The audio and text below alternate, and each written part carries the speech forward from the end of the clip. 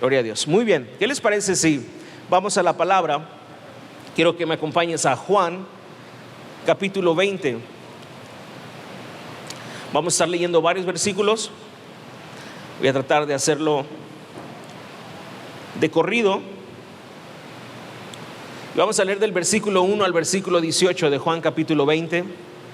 Vamos a ver cómo el apóstol Juan empieza a narrar los acontecimientos de la resurrección de nuestro Señor Jesucristo. Y definitivamente la resurrección de nuestro Señor Jesucristo es el acontecimiento más glorioso, poderoso y trascendental de la tierra, del mundo completo. A tal grado que el apóstol Juan en 1 Corintios capítulo 15 dice que si Cristo no ha resucitado, vana es nuestra predicación y vana es nuestra fe. ¿Qué quiere decir esto? Que vana es nuestra predicación porque ¿de qué predicaríamos? La cruz está completamente sin sentido y está incompleta sin la resurrección. Hablamos mucho de la muerte de Cristo hace unos días en Auditorio Independencia, conmemorando su muerte, pero la realidad es que la muerte de Cristo sin la resurrección de Cristo no tiene sentido y relevancia para nosotros.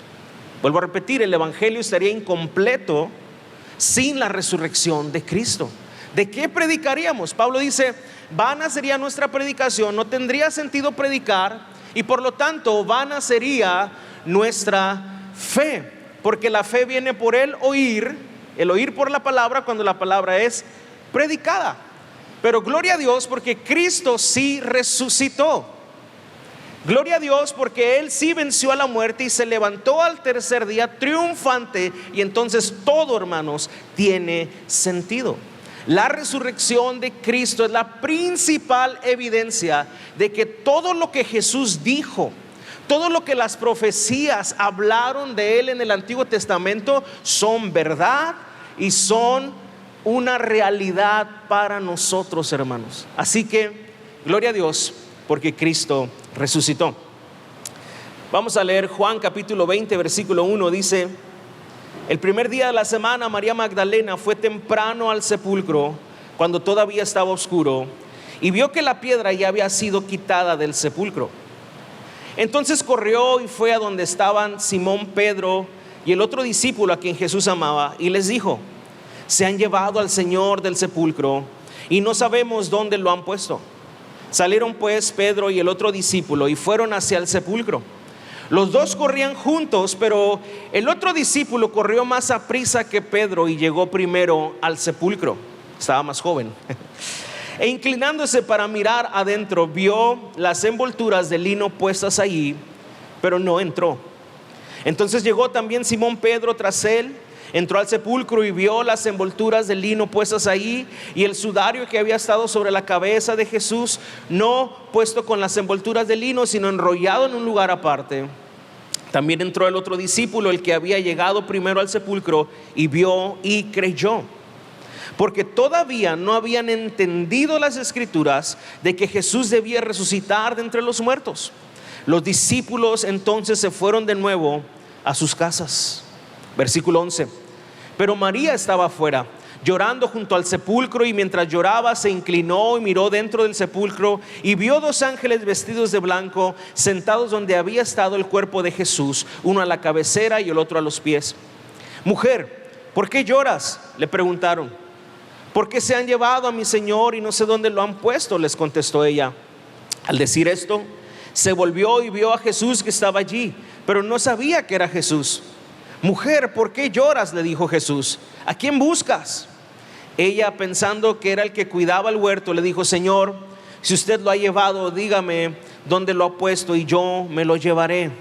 María, le dijo Jesús.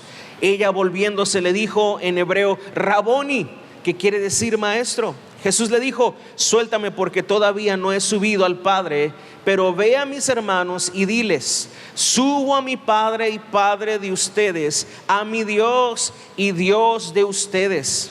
María Magdalena fue y anunció a los discípulos: he visto al Señor, y que Él le había dicho estas cosas. Vamos a orar. Padre, te damos gracias en esta hermosa tarde por la bendición que tú nos das de estar juntos hoy una vez más, Señor, recordamos, celebramos, anunciamos tu resurrección. Tú levantaste a Cristo de entre los muertos para tu gloria, pero para bendición de todo aquel que cree, Señor. Por esa resurrección nosotros tenemos vida nueva, Señor. Y yo te pido en esta hora que tú abras los ojos de nuestro entendimiento, que la resurrección de nuestro Señor no sea un acontecimiento solamente histórico o bíblico para nosotros, sino que sea una revelación en nuestras vidas, una revelación que nos lleve a vivir en adoración, en entrega, en devoción a Cristo. Te lo pido, Señor, en el nombre poderoso de Jesús. Amén y amén. Definitivamente este suceso que Juan nos acaba de narrar tiene una intención muy especial. El apóstol Juan quiere demostrar que la resurrección física de Jesús es una evidencia irrefutable y que demuestra verdaderamente que Jesús es el Mesías. Cuando vamos al Evangelio de Juan, nos encontramos en el versículo 30 y versículo 31 lo siguiente. Escucha esto. Juan 18, versículo 30, dice: y muchas otras señales hizo también Jesús en presencia de sus discípulos, que no están escritas en este libro. Lo que Juan está diciendo es: una vez que Jesús resucitó, Jesús hizo muchas cosas. Jesús se apareció a sus discípulos, hizo señales, son evidencias de que Jesús realmente resucitó. Pero escucha el versículo 31. Pero estas se han escrito para que ustedes crean. Juan escribió este relato. Se dio la tarea de escribir esto como evidencia de que Jesús realmente resucitó de entre los muertos, y lo hizo con la intención de que cuando la gente escuchara esto, pudieran creer que Jesús es el Cristo, el Hijo de Dios, y para que al creer, escucha esto, tengan vida en su nombre.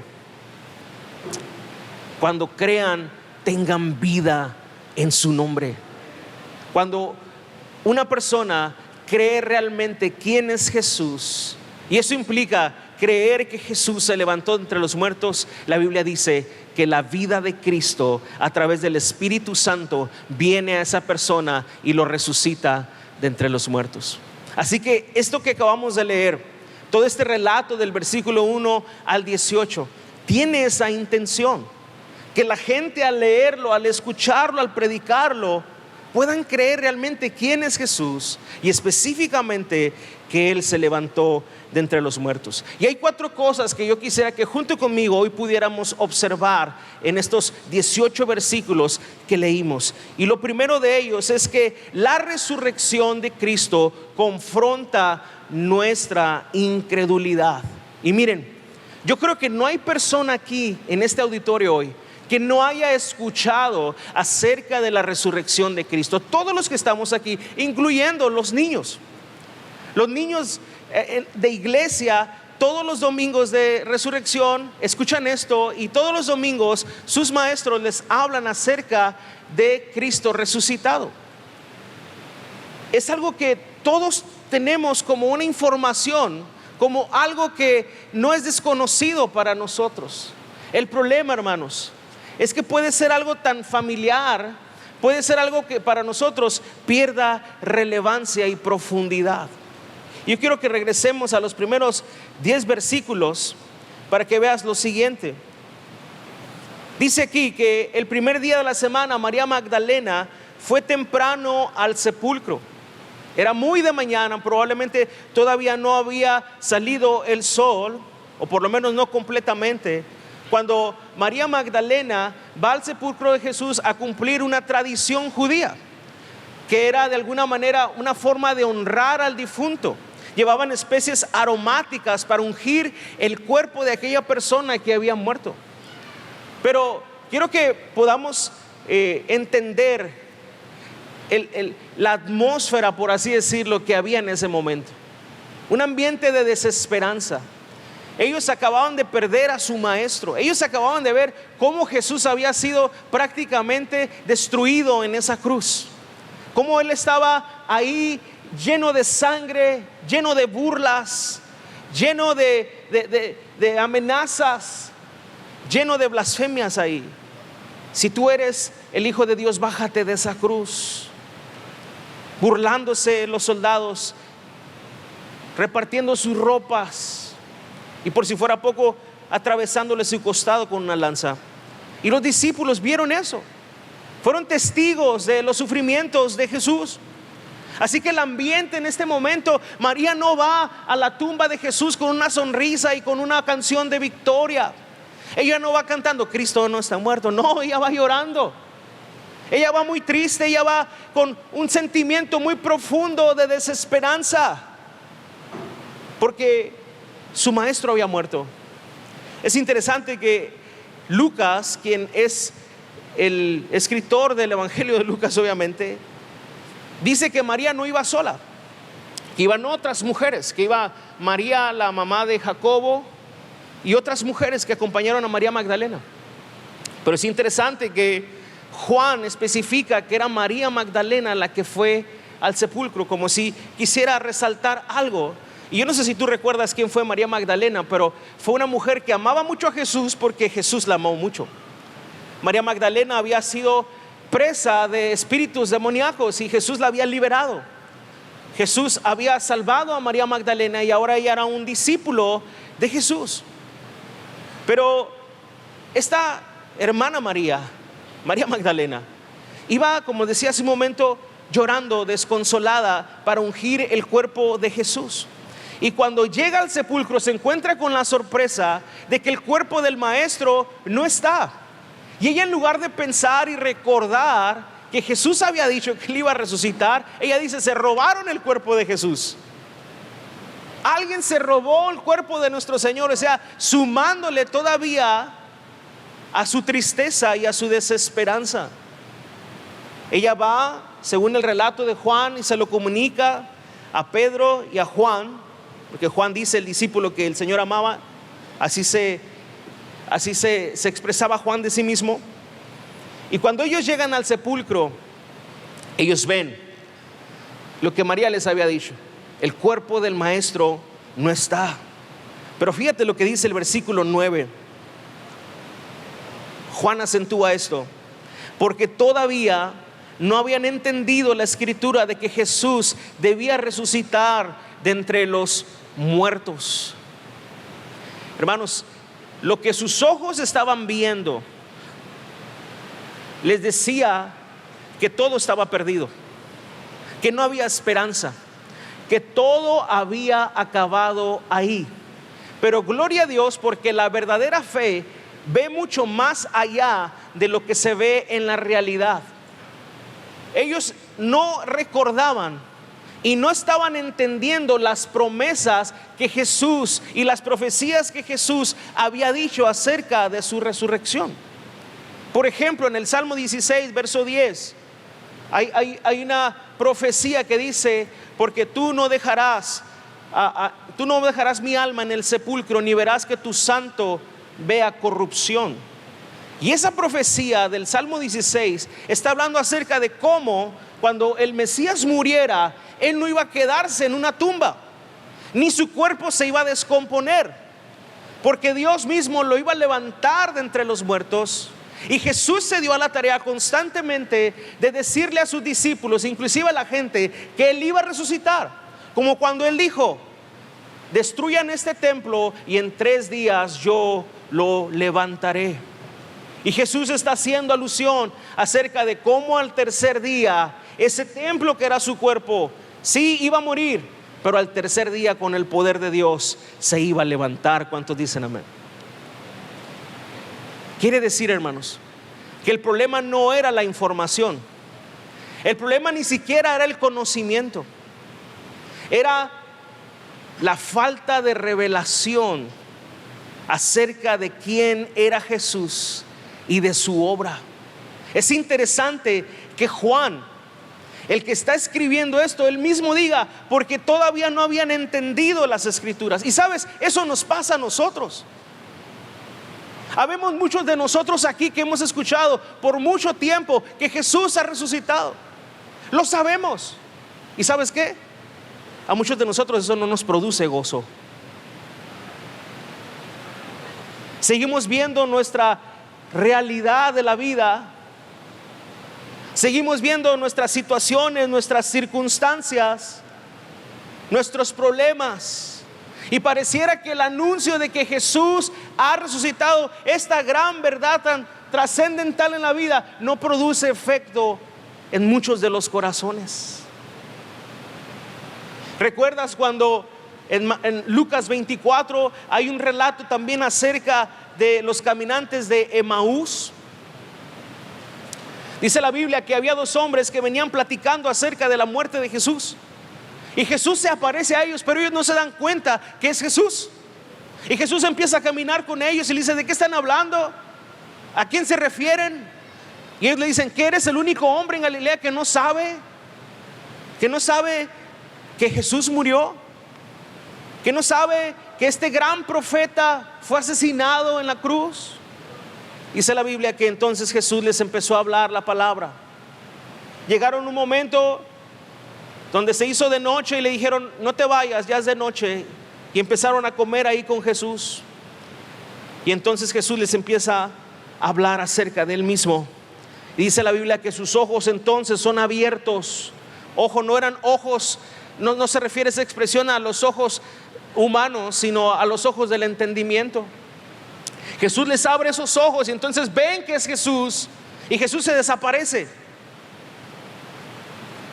¿O cuánto nos hace falta a nosotros, hermanos, tener la revelación del Cristo resucitado? Esta revelación que confronta nuestra incredulidad. Porque, hermanos, no hay suceso más glorioso, poderoso, trascendental en la vida de un cristiano que la resurrección de Cristo. La resurrección de Cristo, hermanos, hace que todas las promesas de Dios para la iglesia sean una realidad. Si Jesús resucitó y Él está vivo, entonces Él regresará un día por los suyos, y regresará por su iglesia, y regresará a juzgar a las naciones. Así que la resurrección, hermanos, confronta nuestra incredulidad. Así que la mayor barrera no es la falta de evidencia. Como te decía al principio, Juan se da la tarea de narrar estos sucesos como evidencias. No es por falta de evidencias que alguien no cree. Es por la dureza de su corazón que alguien se resiste al mensaje de la resurrección de Cristo. Hay una historia de un hombre llamado Lee Strobel. Este hombre escribió un libro que se llama El caso de Cristo. Hay una película acerca de eso. No sé si tú la has visto o has leído el libro, pero te lo recomiendo muchísimo. Este hombre era un reportero, si no mal entiendo, del New York Times. Y este hombre era un incrédulo y era un enemigo de la fe. Este hombre, a través de muchos estudios, empezó a querer poner en tela de juicio y en evidencia que el cristianismo era una falacia, una mentira. Y conforme él fue estudiando acerca de la resurrección de Cristo, obviamente usando la Biblia, obviamente usando el método también histórico, en lugar de poder elaborar un documento que avalara lo que él creía, terminó convirtiéndose al cristianismo. Y ahora Lee Strobel es alguien que ha escrito muchos libros en pro del cristianismo, y es ahora un hombre que predica la palabra de Dios. Y eso está ahí registrado. Te recomiendo muchísimo que busques El caso de Cristo. Y él habla mucho de esto. No es por falta de evidencia. Hay mucha evidencia acerca de la resurrección de Jesús. El problema está en el corazón. El problema está en la dureza del corazón. Hace un momento leíamos que cuando Juan y Pedro llegan al sepulcro, ven que el sudario estaba de un lado y las vendas con las que habían envuelto a Jesús estaban de otro lado. Y fíjate lo que dice ahí el apóstol Juan, versículo 8. También entró el otro discípulo, el que había llegado primero al sepulcro, y vio y creyó. Al ver el sudario y al ver las vendas de Jesús puestas del otro lugar, creyó. Esta es una manera en la que Juan nos está diciendo que esas evidencias le ayudaron también a creer y recordar. ¿Por qué? Porque si se hubieran robado el cuerpo de Jesús, se lo hubieran llevado con todo y sudario y con todo y las vendas, porque su cuerpo estaba totalmente ensangrentado y molido, hermanos. Nadie se hubiera dado la tarea de quitarle las vendas a un cuerpo todo ensangrentado, a retirar y doblar el manto y ponerlo a un ladito en ordenado. Juan, al ver esto, creyó. Si vas al relato de Lucas, dice que cuando Pedro y Juan vieron esto, ellos corrieron gozosos. Ellos corrieron y anunciaron esta verdad, que Jesús había resucitado. Pero hoy, hermanos, que tenemos toda la Biblia completa, la revelación completa y las evidencias completas, tanto históricas, testimoniales, escritos, aún así la gente se resiste a creer. Y me atrevo a decir que hoy mismo en este auditorio hay gente que se resiste a creer, pero yo quiero decirte que no es por falta de evidencias, sino es por la dureza del corazón. Pero la resurrección de Cristo, hermanos, confronta esa incredulidad. La única razón por la que hoy tú ves personas aquí reunidas cantando a Dios, orando, derramando sus corazones, es porque Cristo, su Señor, está vivo y vive por los siglos de los siglos.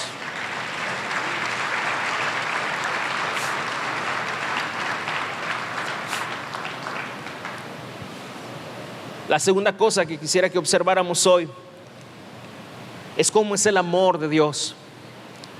Porque la resurrección revela que Dios nos ama de una forma personal y cercana. Te decía hace un momento que Juan quiere enfatizar que era María Magdalena esta persona que primeramente se da cuenta de que el cuerpo del maestro no está. Y si revisamos las credenciales de María Magdalena, quizá ninguno de nosotros hubiera escogido a esa persona para ser el primer testigo de la resurrección de Jesús. Pero a Jesús eso no le importa. Jesús hace todo con una intencionalidad. Quizá delante de la sociedad, María Magdalena era la menos indicada para ser el primer testigo de la resurrección de Jesús. Pero Jesús no mide como nosotros medimos. Jesús no ama como nosotros amamos. Él hace todo con un propósito y en base a su plan perfecto. En el versículo 11 de lo que estábamos leyendo, dice que María estaba llorando afuera del sepulcro, y mientras lloraba se inclinó y miró dentro del sepulcro y vio dos ángeles que estaban ahí sentados donde estaba el cuerpo, donde había estado el cuerpo de Jesús, y le preguntan: ¿por qué lloras? ¿Por qué lloras, María? ¿Cuál es el motivo de tus lágrimas? Y ella contesta, ella todavía no había entendido qué es lo que estaba sucediendo. Ella seguía envuelta en su tristeza, en su desesperanza. Pero entonces, al decir esto, versículo 14, se volvió y vio a Jesús que estaba allí, pero no sabía que era Jesús. Miren, esto de que no sabía que era Jesús el que estaba ahí puede ser por varias razones. No es mi propósito decirte específicamente cuál es, pero algunos teólogos piensan que Jesús de alguna manera no le permitió ver que era él, así como con los caminantes de Emaús, hasta después revelarse a ella. Otros inclusive dicen que por el mismo sentimiento tan fuerte que ella estaba teniendo en sus lágrimas, no pudo ver que era Jesús el que le estaba hablando.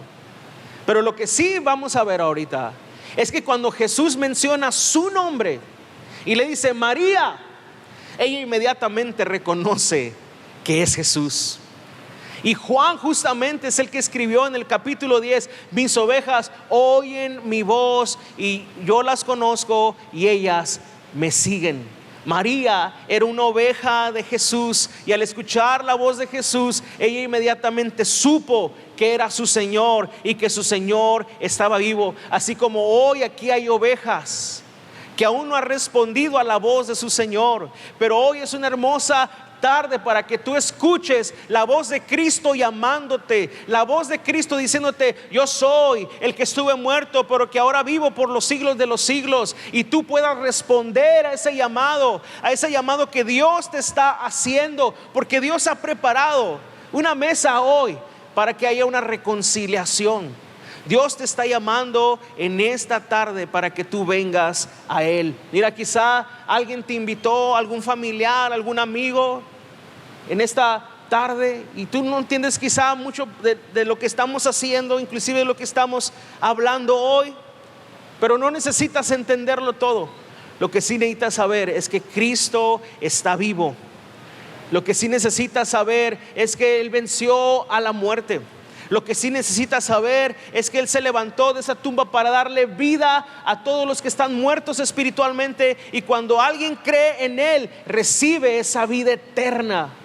Y Él hoy te está llamando a recibir esa vida que solamente Él puede dar. Así que la resurrección nos muestra ese amor tan personal, tan cálido. Dios no es un Dios lejano e impersonal. A Jesús le interesó el llanto de María. Jesús quería consolar a María en ese momento. María le dijo Jesús. Ella, volviéndose, le dijo en hebreo: Raboni, que quiere decir maestro. Y por lo que Jesús dice, sabemos que ahora María se le quiere echar encima, lo quiere abrazar. Pero Jesús le dijo: suéltame, versículo 17, porque todavía no he subido al Padre. Pero ve a mis hermanos y diles: subo a mi Padre y mi Padre y Padre de ustedes, a mi Dios y Dios de ustedes. Gloria a Dios. Esto nos lleva a la tercera cosa que quisiera que observáramos. La resurrección de Cristo no solamente nos muestra que Dios nos ama personalmente y nos conoce por nombre. La resurrección de Cristo redefine quiénes somos, redefine nuestra identidad, cambia lo que somos. De ser hijos lejanos o hijos de ira a ser hijos de Dios. A ser personas que estaban muertas en sus pecados y delitos, a ser personas que tienen vida eterna. Fíjate lo que dice el versículo 17. Suéltame, porque todavía no he subido al Padre, pero ve a mis hermanos. Hermanos, esta es la primera vez que vemos esto. Jesús les había dicho: ustedes son mis discípulos, ustedes son mis siervos, ustedes son mis amigos. Pero hasta este momento no habíamos visto a Jesús decirles: ustedes son mis hermanos. Directamente Jesús no les había dicho así. Y fíjate esta expresión: subo a mi Padre y Padre de ustedes. Cuando Jesús resucita, hermanos, Él cambia nuestra identidad. Él redefine lo que nosotros ahora somos. El Padre de la gloria, no solamente es el Padre de Jesús.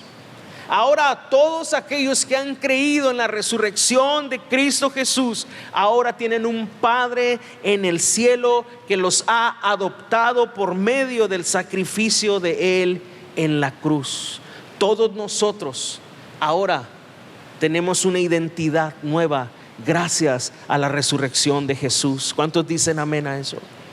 Y sabes, esto es algo que creo que en nuestra vida cristiana vamos profundizando más y más. Y esto es algo que nos debe llenar de gozo, alegría, pero al mismo tiempo nos debe llevar, hermanos, nos debe llevar verdaderamente a expresar con nuestra vida las grandes cosas que el Señor ha hecho por nosotros. El hecho de que ya no somos enemigos, sino hijos. El hecho de que ya no estamos condenados, sino somos aceptados. El hecho de que ya no estamos separados de Dios, sino que hemos sido reconciliados. El hecho de que hemos sido introducidos a una nueva vida, a una nueva relación con Dios. Hemos sido adoptados y en su poder estamos siendo transformados hasta la estatura de Cristo, hasta que nos parezcamos a Él. Fíjate lo que dice Primera de Pedro, capítulo 1, versículo 3. Primera de Pedro, capítulo 1, versículo 3. Justamente estamos estudiando esa carta los domingos. Debes recordar este verso. Dice Pedro: bendito sea el Dios y Padre de nuestro Señor Jesucristo, quien según su gran misericordia nos ha hecho nacer de nuevo a una esperanza viva. Y escucha esto: ¿cómo lo ha hecho el Padre? ¿Cómo Dios nos ha hecho renacer una esperanza viva? Lo ha hecho mediante la resurrección de Cristo de entre los muertos. Gloria a Dios por eso.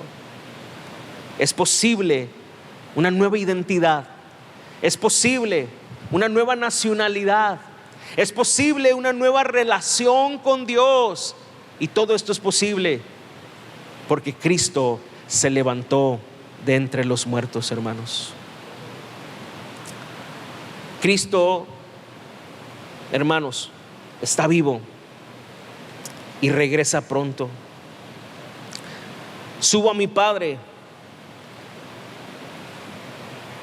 Él sube al Padre, pero regresará. Pero mientras tanto, Él quiere que tú y yo sepamos que ese Padre al que Él sube, ahora es tu Padre, ahora es nuestro Padre. Mira, cuando vemos en el Antiguo Testamento que Dios sacó a Israel de Egipto con mano poderosa, vemos que Moisés, el hombre que Dios utilizó para esto, era un hombre sencillo, era un hombre que no tenía armas en sus manos. Y Dios lo quiso usar así, con una sola vara, para demostrar su gran poder, cómo Él es poderoso para salvar.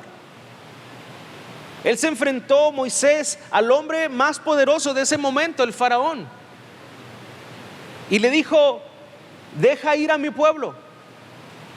Y una y otra vez, a través de 10 plagas, Dios derrotó a Faraón y a cada uno de sus dioses falsos. Y Dios le demostró al pueblo lo poderoso que Él es para salvar. Tú y yo estamos aquí celebrando la salvación que el Señor nos ha dado, no porque nosotros la hayamos ganado, no porque nosotros la hayamos obtenido con nuestra sabiduría y nuestra fuerza, sino porque Dios es poderoso para salvar. Tú y yo hoy confesamos a Cristo como los hermanos que hoy se van a bautizar, no porque seamos más inteligentes que otras personas, sino porque Dios tuvo misericordia, así como tuvo misericordia de Israel sacándolo de Egipto. Pero una vez que Dios abrió el mar rojo para que el pueblo pasara, todo lo que vino a continuación de ese suceso fue enseñarles que Él no solamente es su Salvador, sino que Él también es su Padre. Los hizo pasar por el desierto y Dios estuvo ahí con ellos en todo momento. Les dio una columna de fuego para cubrirlos en la noche del frío. Les dio una nube por la tarde para que el sol no los dañara. Les hizo que su ropa y su calzado no se desgastaran. Una y otra vez Dios les estaba demostrando: yo soy su Padre, yo cuido de ustedes, yo los proveo. Tenían hambre, les hacía descender carne del cielo, codornices, y posteriormente maná del cielo. Tenían sed, Moisés golpea la roca y yo voy a hacer que agua salga de la roca. una y otra vez la enseñanza para el pueblo de Israel y para nosotros que peregrinamos en esta tierra una vez que ya hemos sido salvados es que Dios es tu Padre, confía en Él. Todas las pruebas que tú me digas que estás pasando hoy, en tu matrimonio, en tus finanzas, en tu salud, en tus relaciones, todas tienen que ver con que tú confíes y dependas de tu Padre que está en los cielos. No hay cosa que tú estés pasando o vayas a pasar en la que Dios no te quiera recordar: yo soy tu Padre, yo te proveo, yo te sustento, yo te cuido. Dios, en medio de tu sufrimiento, en medio de tus circunstancias, quiere que recuerdes quién está a cargo, quién te cuida, quién te tiene en sus manos. Dios es soberano sobre nuestras vidas y Dios es soberano sobre nuestras pruebas y nuestros sufrimientos y nuestros procesos. Dios es soberano este día que te trajo para que escucharas este mensaje. No importa cuánto te resistas, el amor del Padre es mayor. El amor del Padre es mayor a tu resistencia. Él te vencerá con cuerdas de amor. Él te atraerá a Él mismo. Porque cuando alguien está en búsqueda de Dios, es porque Dios ya fue por él. El amor del Padre es mucho más grande de lo que tú te has imaginado. Quizá aquí hay personas que se sienten tan lejos de Dios porque en algún momento de sus vidas servían a Dios, predicaban de Dios, enseñaban de Dios, pero han pasado por situaciones donde han negado a Dios, donde se han alejado de su Señor, donde le han dado la espalda al Padre. Pero yo quiero recordarte esto: el Padre solamente le ha dado la espalda a uno de sus hijos. El Padre le dio la espalda a Cristo. Cuando sobre la humanidad de Cristo cayó toda la culpabilidad y la sentencia del pecado de todas las personas que habrían de creer en Jesús. Eso solamente ha sucedido una vez en la historia para no volver a suceder jamás. El Padre nunca le da la espalda a sus hijos. Cristo sufrió eso para que a ti y a mí no nos pasara jamás. Hermanos, ¿crees que tu pecado, que mi pecado puede separarnos realmente, eternamente de Dios? El Padre no se da por vencido. Él trae a los hijos pródigos a casa, a veces de la oreja o de las greñas o aquí de la patilla donde duele más.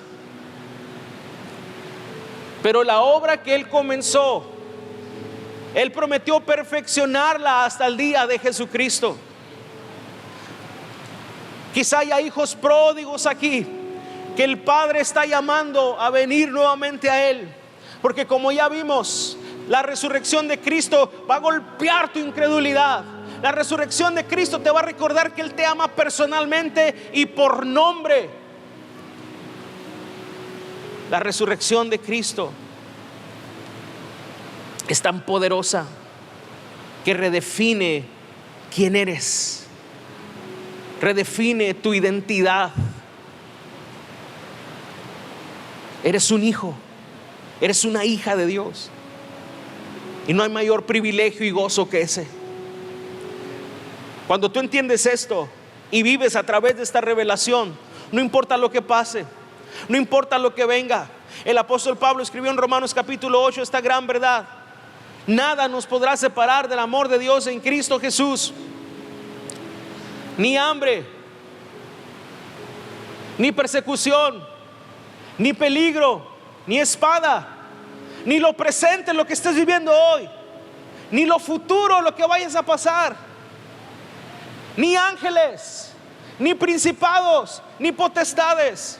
Nada podrá separarte del amor de Dios que es en Cristo Jesús. Iglesia, tú tienes esto, no porque lo hayas ganado, sino porque Cristo resucitó de entre los muertos, para gloria de Dios Padre.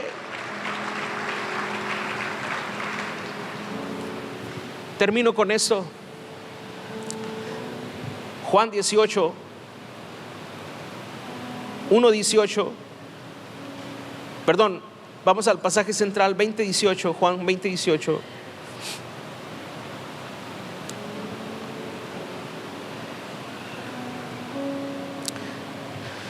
María Magdalena fue y anunció a los discípulos.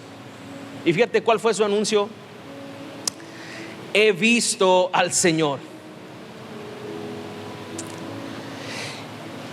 Y que Él le había dicho estas cosas. La resurrección de Cristo, hermanos, nos envía a predicar este mensaje. Nos envía a comunicar este mensaje vivo. La resurrección de Cristo no solamente es un acontecimiento, es un mensaje que tenemos que comunicar. Es una verdad que el mundo necesita saber. Ella dice: he visto al Señor. Y es lo que la iglesia debe comunicar. Este es el mensaje del Evangelio. Hemos visto al Señor. Él está vivo, Él ha resucitado. No nos podemos quedar callados. Tenemos que ir y predicar a este Cristo. Y como dijo Pablo, a Cristo resucitado. María, esta mujer, fue la primera en anunciar la resurrección de Cristo después de los ángeles. Dios le dio ese privilegio. La iglesia no está aquí para hablar de filosofías o de religiones. La iglesia está aquí para anunciar que Cristo está vivo. Y ese es el mensaje más poderoso y glorioso que existe, hermanos. Iglesia, no podemos dejar que este mensaje para nosotros solamente sea un acontecimiento histórico, o solamente cantar de esto, o venir a los domingos de resurrección. Dios quiere que experimentemos el poder de la resurrección de Cristo. Dios quiere que experimentemos esto y que haya esta revelación en nuestra vida, de tal manera que no podamos callar y que anunciemos que el Rey vive para siempre, pero que Él volverá pronto por su iglesia. Sabes, cuando vas al libro de los Hechos, nos damos cuenta que la forma en la que la iglesia primitiva evangelizó fue siempre hablando de Cristo resucitado. Fue siempre comunicando esta verdad. El primer mensaje que se predicó en Hechos capítulo 2, Pedro dice: varones hermanos, el mensaje es este: a este Jesús que ustedes crucificaron, Dios lo ha hecho Señor y Cristo, resucitándolo de entre los muertos. Ese era el mensaje central de la iglesia. Cristo está vivo, Cristo ha resucitado, Cristo reina. Iglesia, no calles, el enemigo quiere que callemos eso, porque es el mensaje que salva, es el mensaje que redime, es el mensaje que transforma. No estamos aquí para comunicar una religión, no estamos aquí para enseñarle los pasos para ser feliz en la vida. Estamos para hablarte del Dios vivo, del Dios eterno, del Dios que le dio vida a todas las cosas, pero este Dios también, cuyo plan y propósito es que vengamos a Él y recibamos esa vida que solamente Él puede dar, una vida nueva, una vida en abundancia. La resurrección no solo es algo que tienes que creer hoy, es algo que tienes que recibir. La nueva vida en Cristo, la nueva vida en Cristo, la nueva vida en Cristo. Dios está llamando a lo que está muerto a una nueva vida por medio de la fe. Si hoy tú puedes creer que el Rey vive, que Jesús vive y vive para siempre, que se levantó de los muertos y que Él resucitó, evidenciando que la muerte no puede contenerlo, ni el pecado puede contenerlo, y que todos los que creen en Él, sus pecados son perdonados, tú tienes vida nueva el día de hoy. Ponte de pie, iglesia, en esta tarde.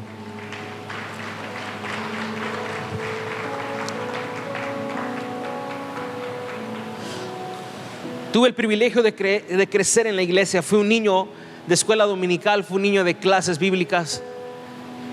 Según mis maestras, muy inquieto. y travieso, pero Dios tuvo misericordia de mí. Pero ¿por qué te digo esto? Porque yo fui muchos domingos de resurrección. Escuché tantas veces acerca de que Jesús ha resucitado. En la iglesia donde yo me congregué por muchos años, los domingos de resurrección eran a las 5 de la mañana y después había menudo con virote. Me dormía en las bancas de la iglesia o en las sillas. Y así crecí, fui un adolescente, un joven. Y por muchos años escuché el mensaje, pero un mensaje que fue irrelevante para mí. Mi cabeza llena de información, pero mi corazón sin una convicción y una transformación. Y sabes, yo creo que hay muchas personas como yo en esta tarde aquí. Muchas personas que han escuchado tanto acerca de Jesús, tanto acerca de la resurrección, pero que eso no ha sido una convicción y una revelación a su vida, de tal manera que su vida sea transformada. Y el problema no es que si esto es verdad o no, el problema es que nuestro corazón está duro. Muchas veces ha sido vacunado contra el verdadero evangelio, porque a veces creemos que un encuentro con Dios tiene que ver solamente con emociones o expresiones externas. Pero yo estoy convencido que cada vez que la palabra de Dios es predicada, la voz de Dios es escuchada. Y hoy Dios está llamando a muchos de la tumba a una vida resucitada. Así como Lázaro estuvo muerto y escuchó la voz de Jesús que le dijo: Lázaro, ven fuera. Hoy Dios está llamando a muchos que están en la tumba del pecado y de la muerte espiritual, los está llamando a una nueva vida que Él te quiere dar. Y ese día es hoy. Quizá Dios te tuvo que traer de bien lejos para que escucharas esto. Yo creo que hoy es un día de salvación. Y es donde están. Yo quisiera que todos cerraran sus ojos, hiciéramos una oración. Padre, gracias por resucitar a Cristo de entre los muertos. Gracias porque fue tu plan desde el principio, desde antes de los siglos. Fue tu plan que Cristo fuera castigado, padeciera todo lo que nosotros por nuestro pecado merecíamos. Él murió en nuestro lugar. Toda nuestra maldad, todo nuestro pecado y nuestra culpa fue cargada sobre Él. Tú preparaste ese cuerpo para ser objeto de tu ira, pero gracias a eso, Padre, tú traes verdadero perdón a todo aquel que se acerca a ti con fe. Y no solo eso, sino que al levantar a Jesús de entre los muertos, tú testificas cómo ese sacrificio fue aprobado, aceptado y está vigente para dar vida nueva a todos los que por la fe se acercan. Gracias porque tú no estás pidiendo que nosotros seamos perfectos, tú nos perfeccionas. Gracias porque tú no estás pidiendo que nosotros hagamos méritos, tú nos das los méritos de Cristo.